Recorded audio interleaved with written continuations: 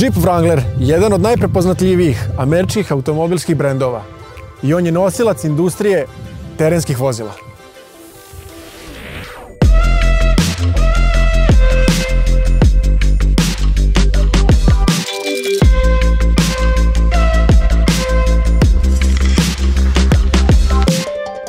Prvi Jeep model nastao je 1941. godine, odnosno originalni Jeep je nastao tokom Drugog svjetskog rata kao vojno vozilo poznato po svojoj svestranosti i sposobnosti da savlada teško pristupačne terene.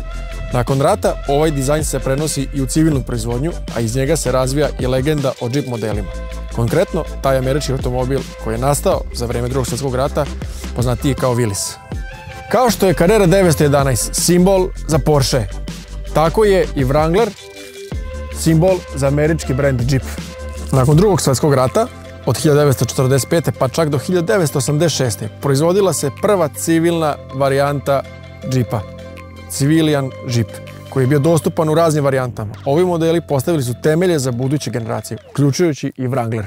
Ova serija Wranglera predstavlja treću generaciju koja se proizvodila od 2007. do 2017. godine. Konkretno, ovaj model u emisiji je iz 2013. godine.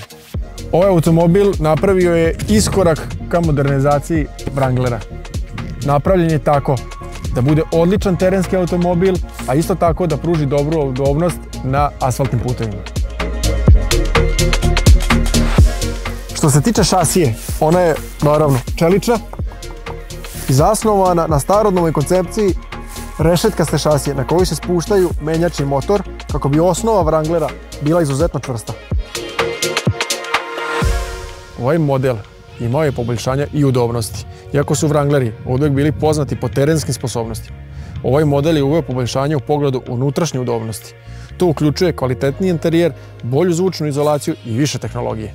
Ima pogon na sve 4 točke, automatski menjač, krasi ga 2.8 dizelski motor od 200 konjskih snaga. Proizvodio se u dve varijante, sa mekim i tvrdim krovom. Ali i kod ovog sa tvrdim krovom, krov se skida. Pa možemo da biramo da li hoćemo zaštitu od atmosferskih prilika ili da vozimo nešto otvorenije vozilo. Iako su Wrangleri oduvijek bili sa dvoje vrata, od ove serije, tačnije od 2007. godine, dobili smo i dužu varijantu Wranglera sa 4 vrata, koja je poboljšanje njegovu konkurenciju u SUV modelima. Kao i kod prethodnih modela, i ova ima karakterističan agresivan izgled sa širokom rešetkastom maskom i veoma upečatljivim okruglim farovima. Wrangler je također prepoznatljiv i po velikom razmaku između šasije i tla, a kad smo već kod gepeka, gepek je manjih nešto dimenzija, što možda nije za očekivati, ali može da stane gajba piju. Interesantan detalj, nije uzeto sa FAB kamiona, imao je i Willys u Drugom svjetskom ratu. Jeste ova kopča za otvaranje haube. Za kraj treba napomenuti da postoji ogroman broj dodataka i modifikacija dostupnih za ovaj model. Od čeličnih branika, difuzora i vitlova do opreme za kamp, nosača za surf daske.